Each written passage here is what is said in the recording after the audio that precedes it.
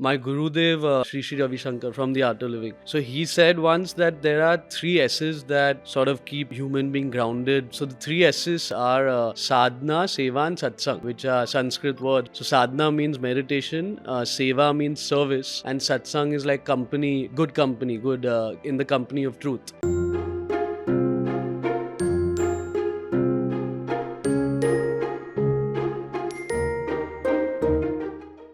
Hello, everyone. Welcome back to Success Decoded. I'm so excited to be here today in an amazing space that is living history. We are in the Birla home in Mumbai. This is exceptional, and I'm so excited to be here. And I'm even more excited to have this conversation with a pretty amazing, diverse, intelligent, and a very accomplished singer on top of it, which we will talk about a little bit today.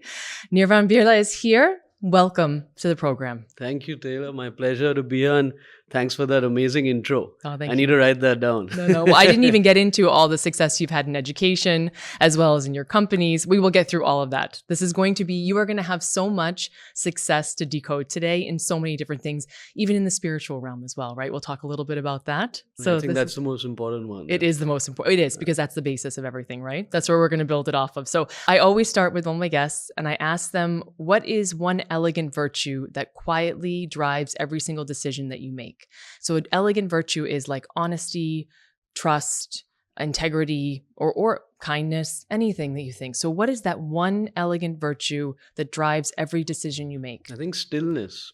Okay. Stillness for sure, because if you have stillness, then there's no clutter, and then every decision you make or every move you make, every conversation you have comes from that stillness. So yeah, Absolutely. It also gives amazing clarity. for sure. I always tell people, like, if you can sit in silence, which human beings hate to do that. Yeah, they can't stand They it. can't. Our brain isn't wired that way, right? That it Yeah. needs to fill it with something. It needs to know something. But if you can sit in silence, it's so much clarity, so much Yeah. inner peace, It's It's a amazing. blessing, yeah. Is this a virtue that you just realized through experience, life experience? Has this always resonated with you?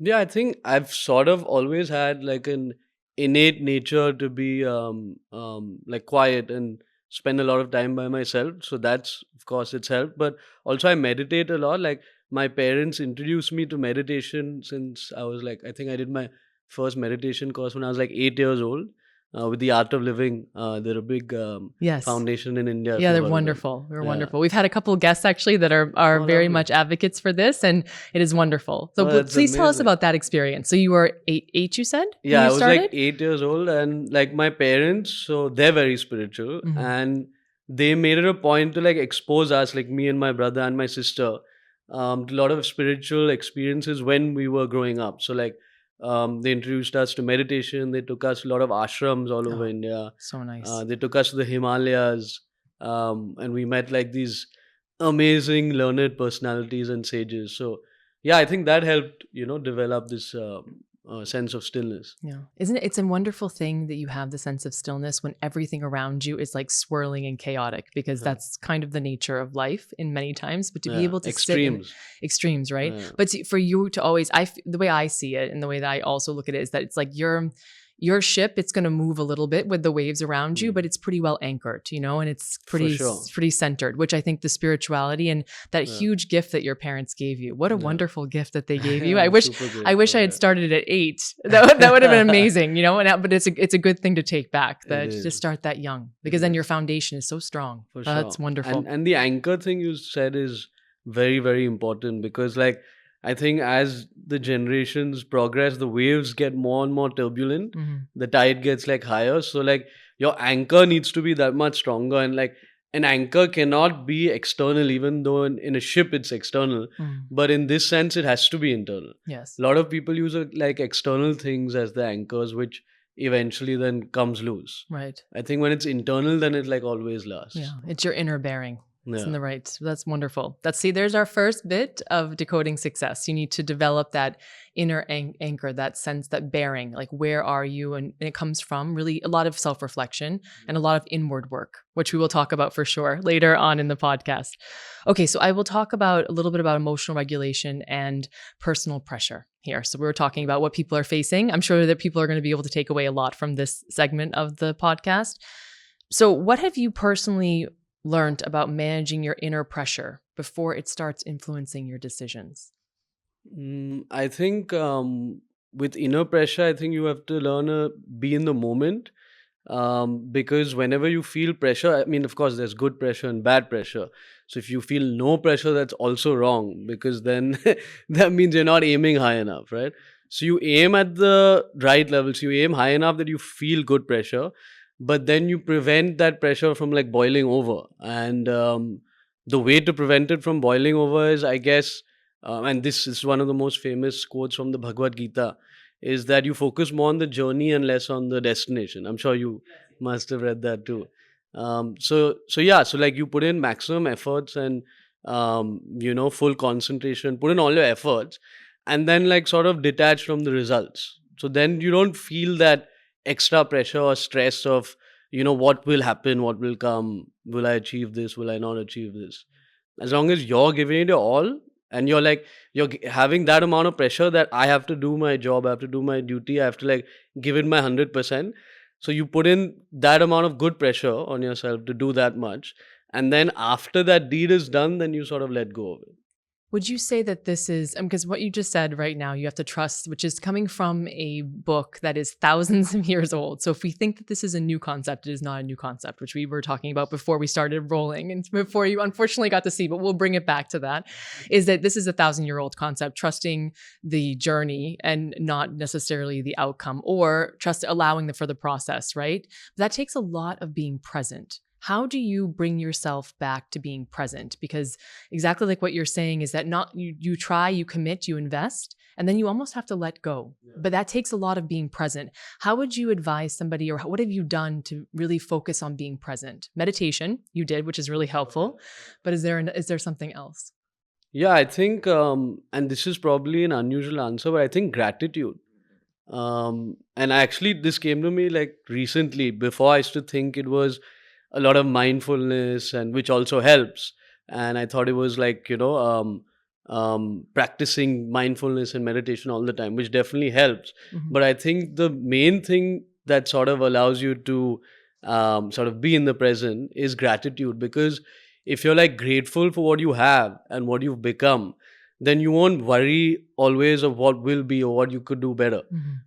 So if you have that gratitude, sort of an abundance mindset, that I have this, I am this, I have such an amazing life, I have such an amazing family, such amazing friends, then you won't try looking outwards and thinking that I'm not good enough. Mhm.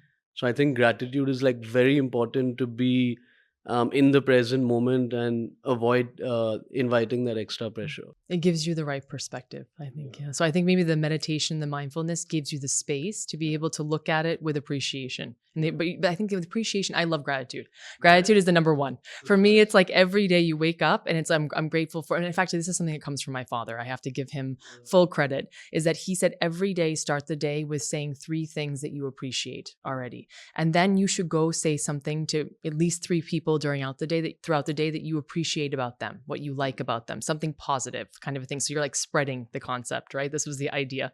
So I think it puts your mind in a certain perspective. It's like we see everything through prisms, right? What is the prism you're seeing it through? Well, gratitude is a great one because it's making something very conscious. It's taking something subconscious and moving it to your consciousness. And to add on to that, I think it's also very closely linked to success, because like people have a very warped definition of success. They think that they're only going to be successful if they're the top of their industry or the top of their field, or they look at people in their industry or field who are like achieving much more than them, and they think that, oh wait, I'm not successful. But I think it's not that. I think if you're doing what you love, if you're earning like a good income out of it, and if you're doing it, you don't feel like it's work. You feel like it's something that you wake up very excited to do. I think that is success. Yes. It's your passion meeting your purpose. Yeah. Which is And of wonderful. course it has to support your livelihood and stuff like that. Yeah. I'm not saying just be a wanderer and do Yeah. everything for free, but I think Yeah. that's success. Like, how many people have that? How many people get to do what they love, be good at it, earn good money out of it, and build a lifestyle out of it? Yeah. There's so many people who don't even get to do that and have way less. So like, what are you not grateful for? Perspective. Yeah. Perspective is huge. That's wonderful. So that's another tip. That's another way to decode success is that it's your mindset. It's a prism which you're looking through everything. So try gratitude, right? We'll start with gratitude. The question that we were supposed to ask is, I'll ask it, but I think we've already answered it, is how do you remind yourself to stay grounded in who you are rather than who you're expecting to be in because you wear a lot of different hats, I believe. So how do you keep yourself grounded in who you truly are when you're wearing all these different hats and there are all these different expectations? I mean, yeah, like you said, the mindfulness and spirituality covers that, like the anchor that holds you down. I think what also helps a lot in this question is my Gurudev, Sri Sri Ravi Shankar from the Art of Living. So he said once that there are three S's that sort of keep a human being grounded um, to their duty and to their family and just to keeping, their feet on the ground. So the three S's are sadhana, seva, and satsang, which are Sanskrit words. Sadhana means meditation.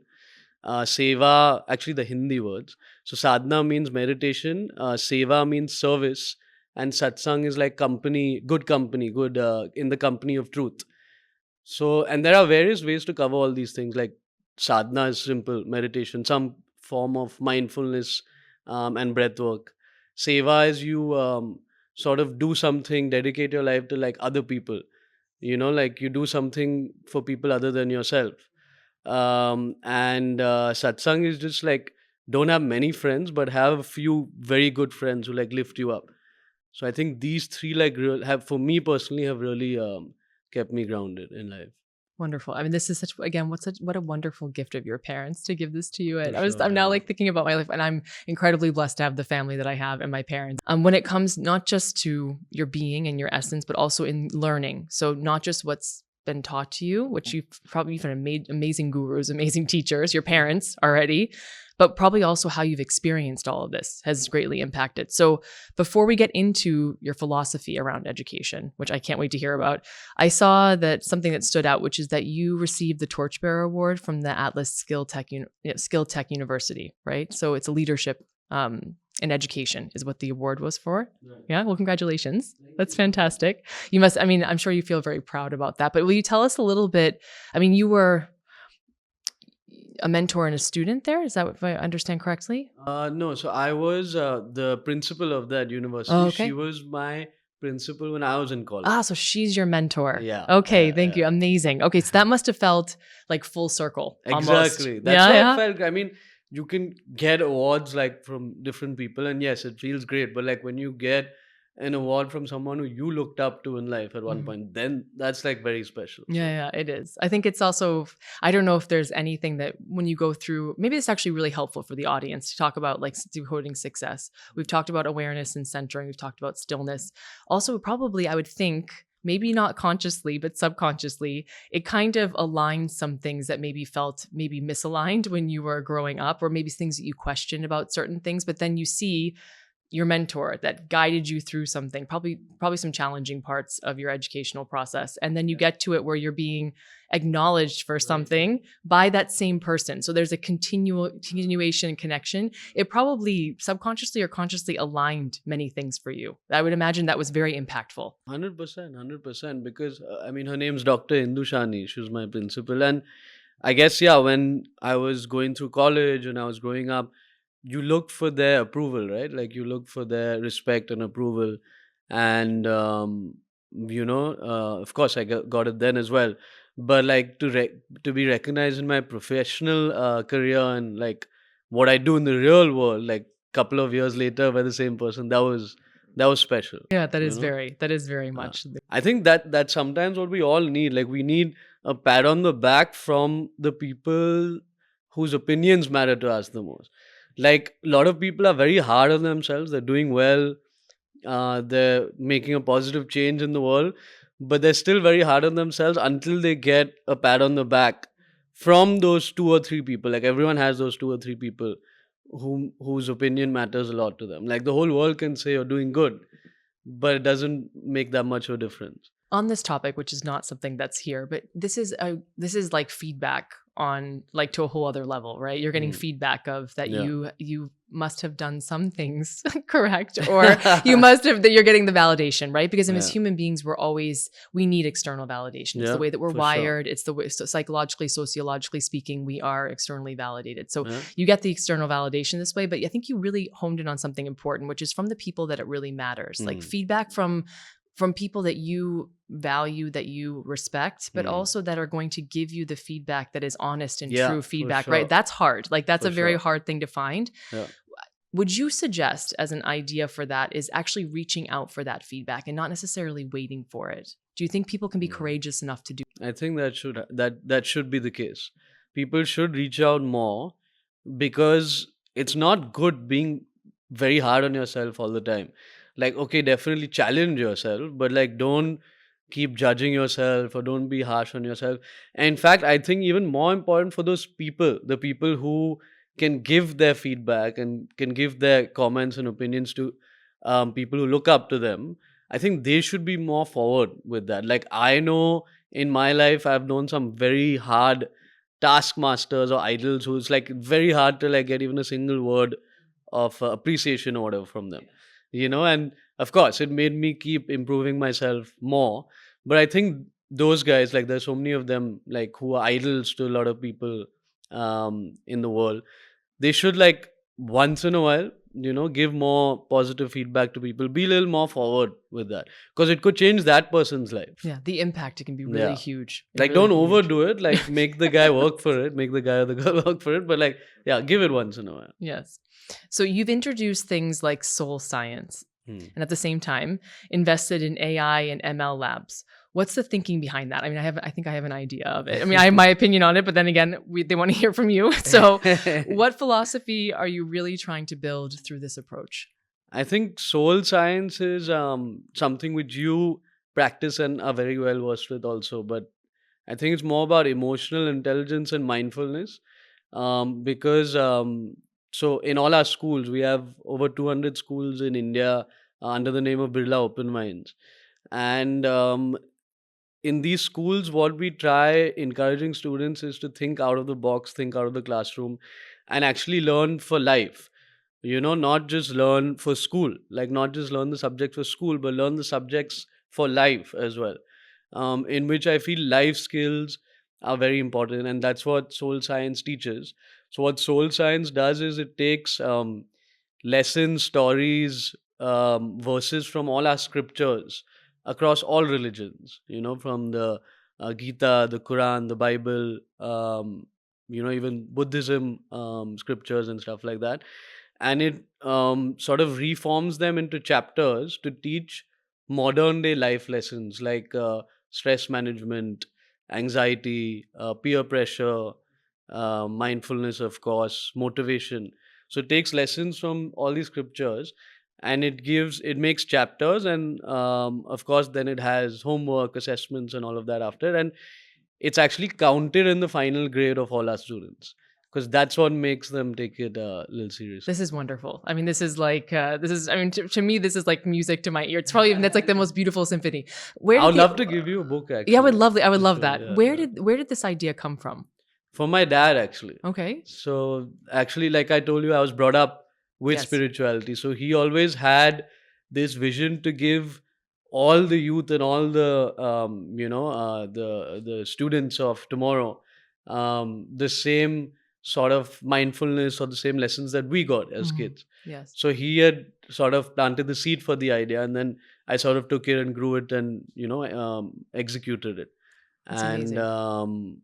yeah, I think like we also have practical experiences and projects, so it's Mhm. not just theoretical or book learning. Mhm. They actually have like 20% of their grade comes from projects. So they have to go to orphanages, Okay. and they have to teach like groups of students one skill.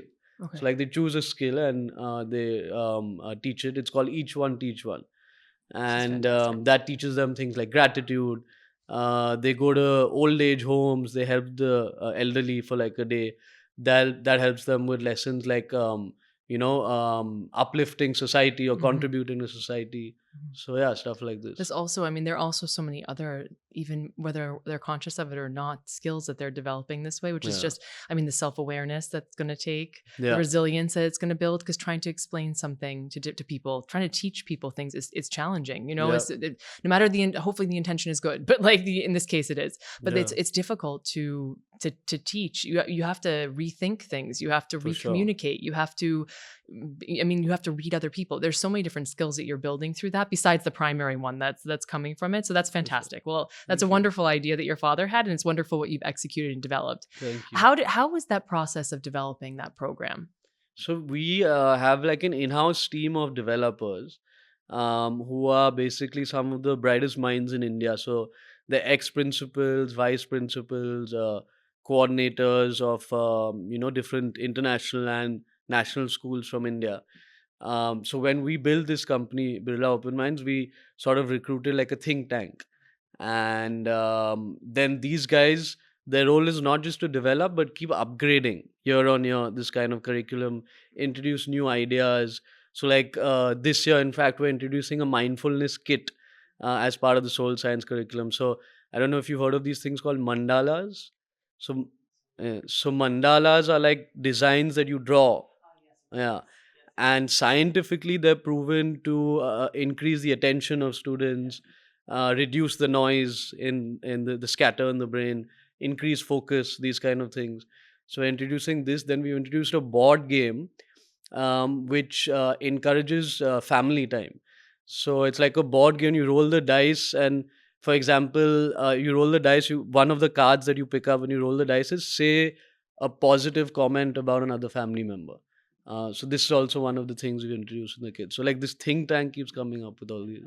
That is a good. Those are wonderful ideas. Uh, Also, it's just so great to hear this. It's very it'd be so helpful for any student that passes through that program for their where they currently are, but also it also helped them learn everything else. I think that's the other part too, is that when we develop this aspect of ourselves, everything else is positively compounded in a good way. Everything you do, so all the investment you do in the maths and the sciences and the things that don't seem related to this, it's all related. It's all interrelated, you know. And it's amazing that this is it's actually a system called, if I can add on to that, it's called multiple intelligence.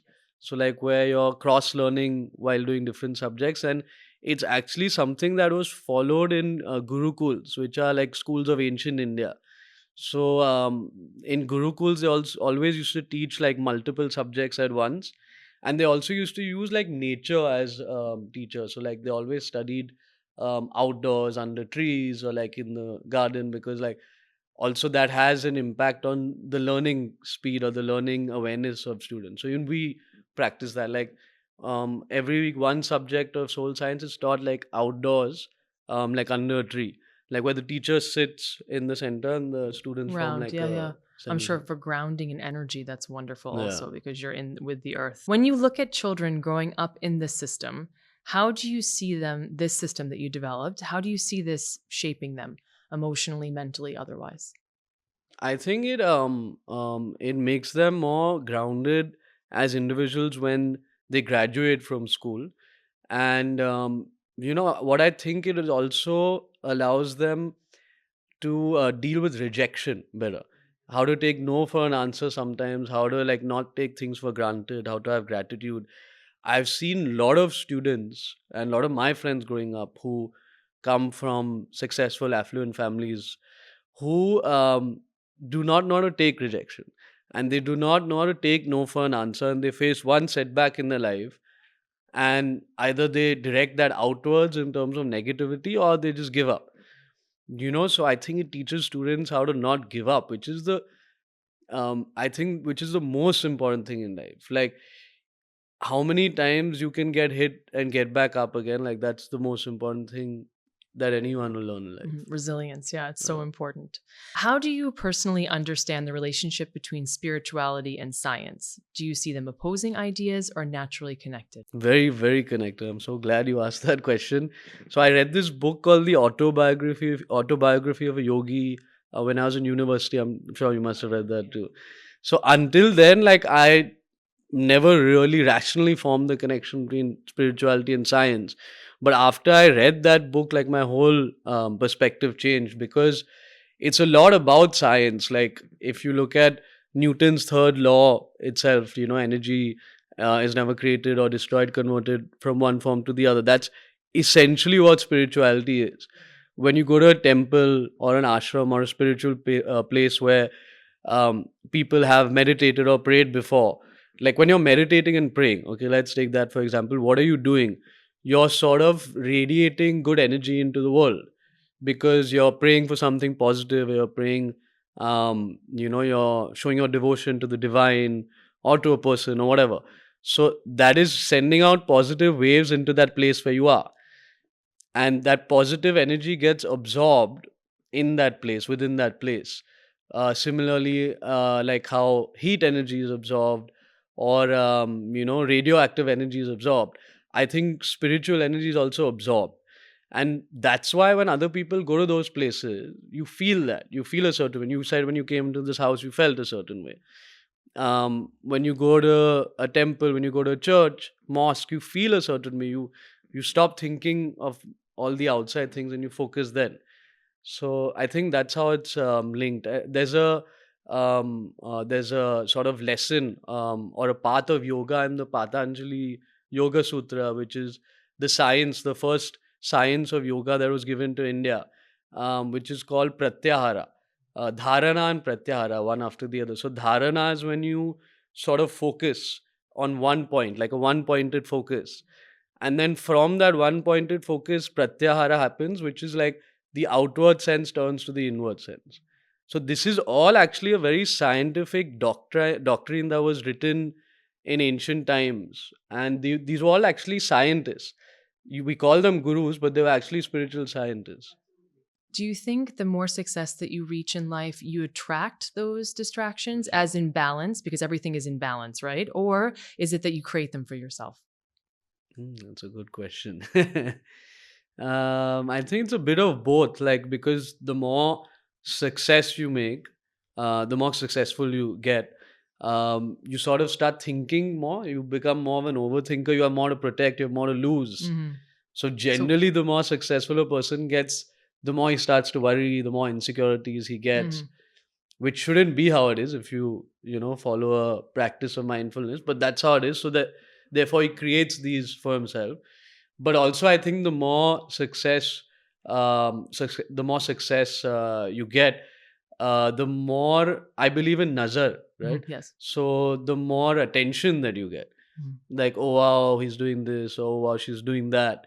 But then behind the wows, there are also people behind those wows that are like, oh, I wish I had that, Mhm. or why is he doing so well, or why is she doing so well. Mhm. So that attracts a lot of distractions, and negativity Mhm. also in your life, which you have to like protect To yourself protect from. yourself against, yeah. I think it's very interesting the couple of the different things that you said. I mean, d- number one is you worry about things. So like this is the concept of positive detachment where you desire something to be other than what it is. This is we were talking about the Buddhism philosophies before, is Hmm. that when you have something and you've worked so hard for it and you've achieved success, human nature would be to want to protect and Yeah. to go into, which again, different concepts, different religions, they talk about the concept of like scarcity versus abundance and Hmm. all those different mindsets. It's all energy, it's all flow, and it's all vibrations of things, right? Because what you're putting out there is what's coming back, etc. Yeah. But then the human nature fights us nonstop about this because Yeah. we need to get worry about things. We need to overthink it. And that really puts up a barrier. So one of the biggest things to success, here's how we're decoding success, is that to maybe not to resist that, not resist it, like allow it to be, because we put up our own Hmm. barriers for that part. Yeah. And then the Nazar thing, which I think is really fascinating, because I've heard different philosophies on Nazar, which is, and if you go by the energy one, is Hmm. that if you, I mean, people are going to, unfortunately, human nature is when they feel that they're threatened in some way, shape, or form, Hmm. or when they, it's comparison, it's the thief of all joy and Hmm. terrible. When they start doing this, and obviously there's always going to be somebody that is more successful, better looking, Yep. more able to, smarter. I mean, this is statistically, it's always going to be the case, right? But when we see it, some insecurities are triggered within us, and Hmm. therefore it becomes this negative energy that they're putting out.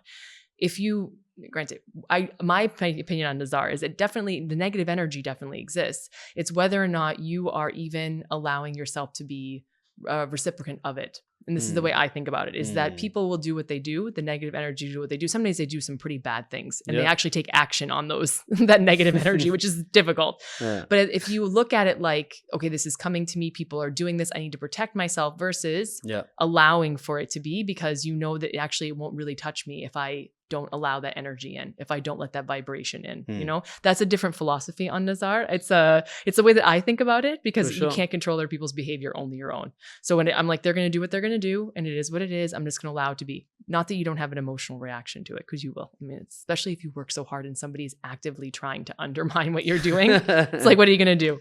But I think allowing that to just be, you know, and be like, okay, this is them and that's what they're doing. It will sort itself out. Karma. It will sort itself out. 100%. Right? You ignore the noise and you, like you said, protect yourself. Exactly. Yeah. So you're really disciplined about your fitness, which is very much in flow with everything that we're talking about.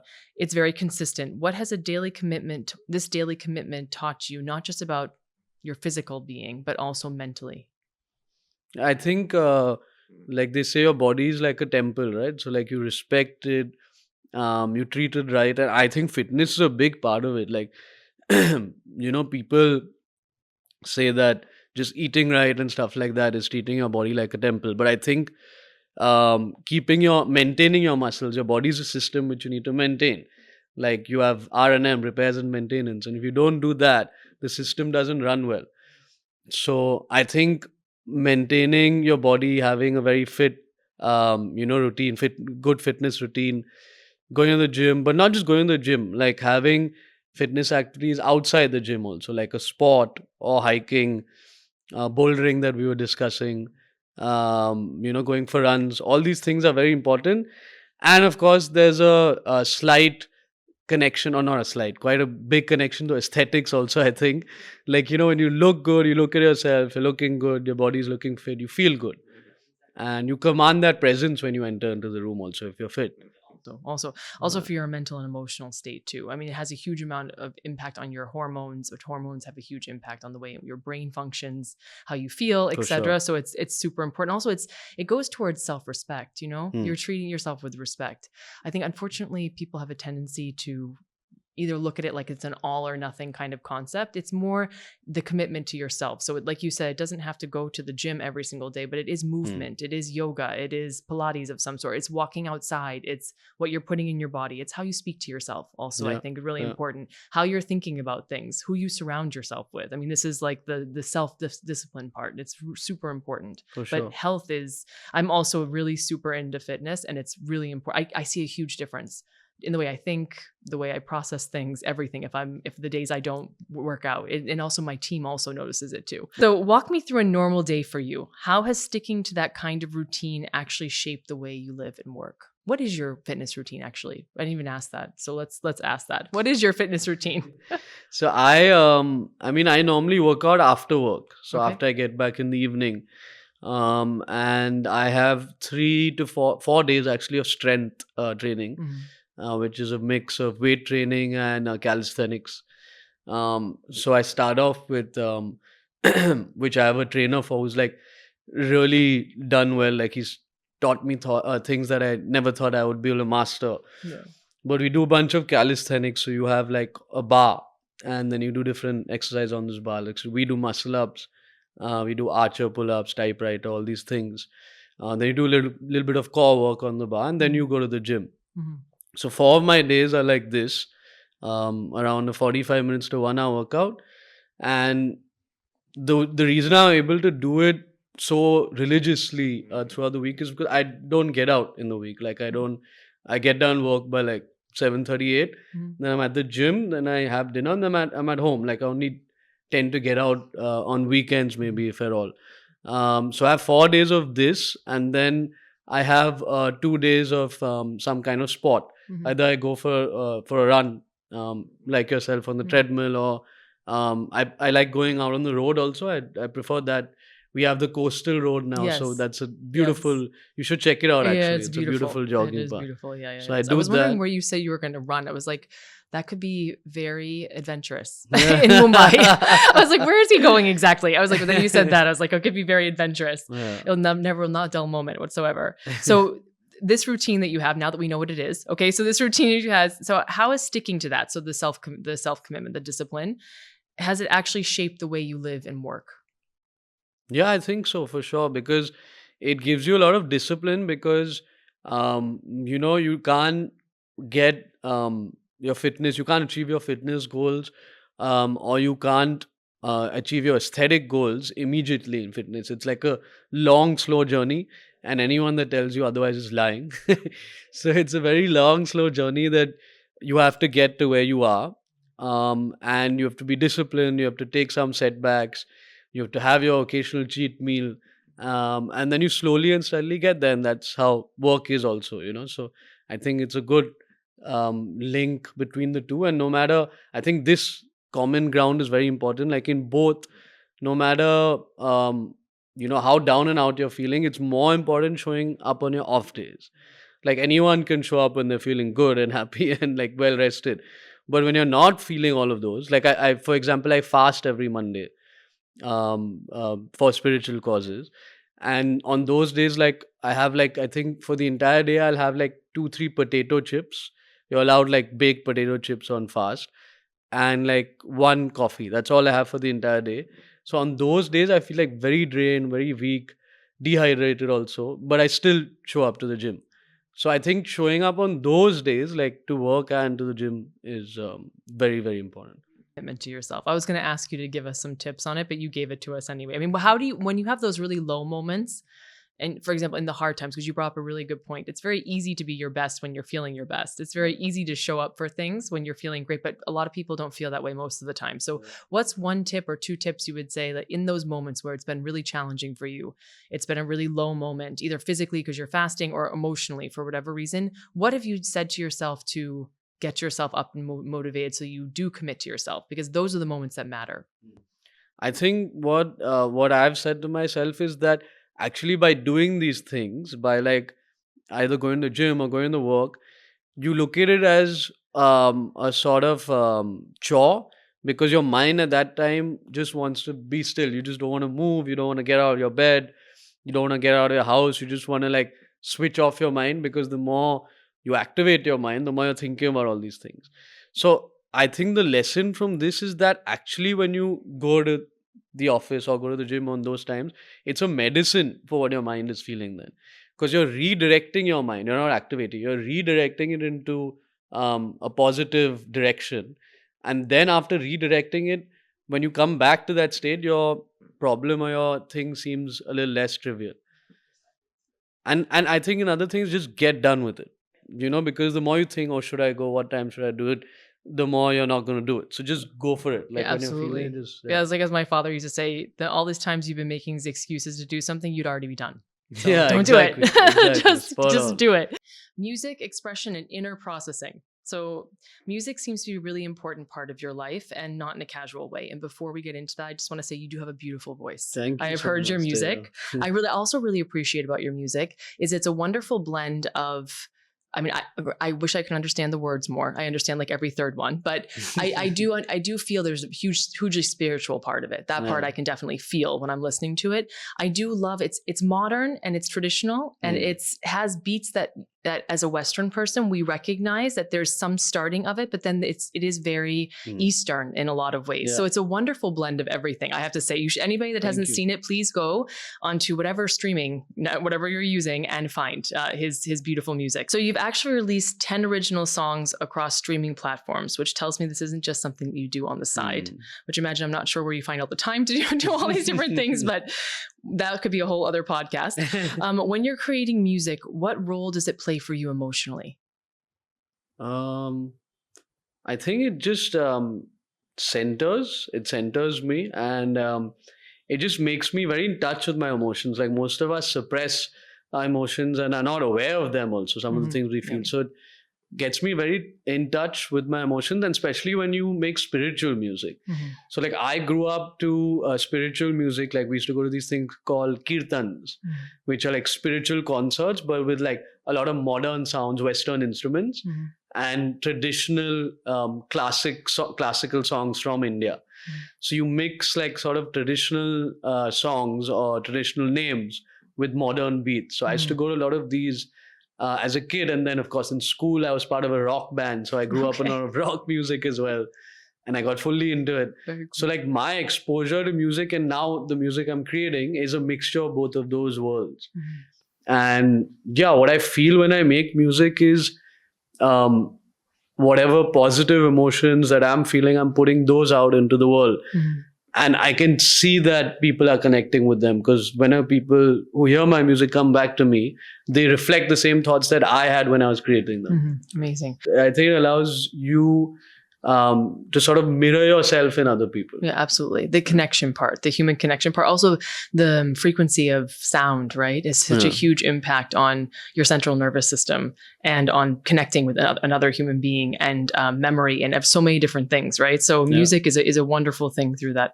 Is music more of a release for you, or is it a way of understanding what you're feeling? Both, I think. Both, Mhm. definitely. Like first you understand and then you release. Amazing. And when you put something that personal out into the world, what does it feel like for you? At first you feel vulnerable, for sure. Yeah. You know, that are they going to make this connection with your life story, or are they going to make this connection as sort of like just a projection? Mhm. And it's actually all your life story, because good music has to be something that you personally feel. It has to be the absolutely. truth. Mhm. Authentic. It has to be authentic. Yeah, so vulnerable, for sure. Yeah. How do you manage, or how do you process, manage, identify, accept vulnerability? This would be a huge Success Decoded, because people are so resistant to that, and that stops people from being really successful because they don't want to be vulnerable. How do you confront and manage and succeed against vulnerability? I think acceptance, like first you have to accept it yourself. Like if you're very aware and transparent about your flaws, you know, then it doesn't sort of make you conscious of projecting them to the world. Mhm. And the way to doing that is first get people who you're very comfortable with to sort of accept them. Mhm. You know, put your vulnerabilities or your insecurities out to those people and sort of rationalize them with those people and get them to accept that. Mhm. Then accept them yourself. And once you're like, you know, once you've accepted them yourself, then it's very easy to do that in the world. Like, oh yeah, this is actually the best way to do it. The best medicine to do it is laugh at yourself all the time. Yes. You know, like when Yes. people crack things on jokes on you, and like when people like sort of like call you out, like laugh at yourself. all the Yeah, time. absolutely. It's the best. Yeah. Absolutely. I mean, don't take yourself too seriously. Yeah. Don't take anything Yeah. too seriously. Yeah, because like it's really I consider myself as a cartoon, like very honestly. Yeah. Like as a cartoon, like people around me like always entertain, you know, because of this. No, it's good, and though. it's the best medicine. Yeah, it's the best medicine. So now we're getting to the rapid fire. So it's whatever comes to mind. Okay, right away, All right. the first thing. Okay. Sounds good. So this has been amazing, incredibly insightful, and it's been a wonderful way. I mean, the space is amazing. The energy is amazing. Your answers have been so great to hear your input and your perspective, and I really appreciate your time. So we're going to get to the fun part. All this whole thing has been very fun as far as I'm concerned, but Me too. the lighter part of this, which is this rapid fire. So quick answers, don't overthink it. All Okay. right. A habit you protect fiercely no matter how busy life gets. Meditation, One thing that immediately brings you back to balance. music, Okay. Silence or music? What do you need more right now? music, One thought you consciously try to let go of these days. jealousy, That's like a place that grounds you instantly. Rishikesh, Discipline feels like freedom or restraint to you. freedom, One practice you wish more people took seriously for mental health. silence, One mantra you whisper to yourself before walking into a big room. abundance. Abundance. Thank you, everybody, for being here today and watching. This was incredibly fulfilling and wonderful and packed with so many keys to decoding success. So thank you, and please stay tuned for our next episode. And thank you so much for being here Thank you, today. Taylor. My pleasure to be here. Thank you. How do you personally define spirituality? I think spirituality is when you're able to look at stories, experiences, adversities in your life, but from a different lens, from a different perspective. Like, I think, imagine of your life as a little glass box, and everything you do, everything you see and experiences in this glass box. But suddenly when you find spirituality, you shatter the walls and the ceiling of this glass box and see everything in a different, more positive light. Yeah, the prism which you see through things. That's amazing. What has daily fitness taught you about consistency? I think what it has taught me is that show up on the days where you're not feeling good. That's what consistency is. Anyone can show up when they're feeling up to it and, upbeat, but like when you're feeling down and out of it, and then when you show up, that's what consistency is. Amazing. Do you think discipline creates freedom, or does freedom require discipline first? I think discipline creates freedom, because when you're following schedules, when you're following consistent patterns with the same discipline, doing that sort of then allows you to then switch off in life and then to enjoy life to the maximum, because then that allows you growth, and growth gives you freedom. Absolutely. Why do you feel education today needs both soul science and AI labs? Because soul science sort of helps you develop like an internal lens. It helps you grow from the inside, and AI helps you grow from the outside. Absolutely.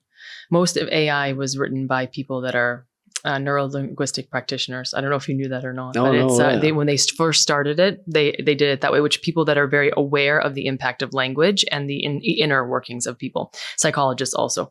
Okay, what's one inner practice that has changed the way you take decisions? I think putting myself in somebody else's shoes. Like when you take decisions only from your side of the table, then you're only taking decisions for yourself. But when you sort of empathize and you put yourself in other people's shoes, then you're taking the decision that's best for everyone in the room.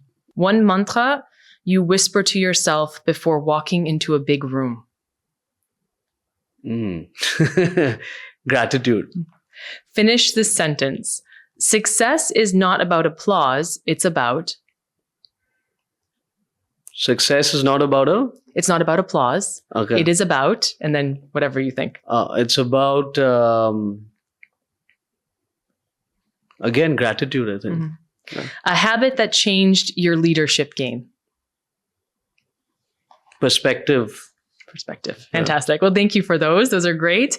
Thank you, everybody, for being here today and watching. This was incredibly fulfilling and wonderful and packed with so many keys to decoding success. So thank you, and please stay tuned for our next episode. And thank you so much for being here today. Thank you, Taylor. My pleasure to be here. Thank you.